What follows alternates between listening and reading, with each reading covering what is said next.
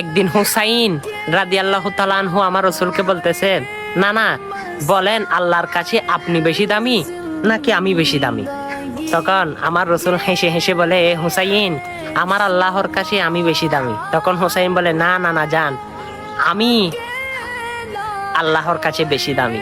কেন জানেন? তখন হুসাইন বলে, নানা জান বলুন তো আপনার বাবার নাম কি? তখন আমার রাসূল বলে, আমার বাবার নাম হযরত আব্দুল্লাহ।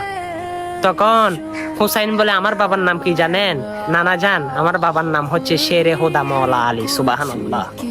যিনি হযরত রাহমাতাল লিল আলামিনের খাত মুবারকে উঠেছে। আল্লাহু আকবার। শুধু তাই না, আমার রাসূল হাসতে লাগলো। তখন আবার জিজ্ঞেস করতে লাগলো, হুসাইন নানা জান আপনার মায়ের নাম কি? তখন আমার রাসূল বলে, আমার মায়ের নাম হচ্ছে হযরতে আমেনা। তখন হুসাইন হেসে হেসে বলে, নানা জান আমার মায়ের নাম কি জানে? যিনি হচ্ছে জান্নাতে মহিলাদের সর্দার, যিনি সর্বপ্রথম জান্নাতে সর্বমহিলা সর্বপ্রথম যিনি জান্নাতে প্রবেশ করবেন, তিনি হচ্ছে নবাব নন্দিনী মা ফাতেমাতুজ জোহরা। সুবহানাল্লাহ। তখন আমার রাসূল হাসতে লাগলো। তখন হুসাইন আবার জিজ্ঞেস করে, নানা জান বলুন তো আপনার নানির নাম কি? তখন আমার রাসূল বলে, আমার নানির নাম হচ্ছে বাররা। তখন হুসাইন হেসে বলে, আমার নানির নাম কি জানেন? আমার নানির নাম হচ্ছে মা হাতিজাতুল কুবরা, যিনি কে আল্লাহ রব্বুল আলামিন স্বয়ং সালাম পাঠিয়েছেন, যিনি কে আল্লাহ রব্বুল আলামিন মৃত্যুর পর তার কবরে 3টা প্রশ্নের জবাব দিয়ে দিয়েছেন। সুবহানাল্লাহ।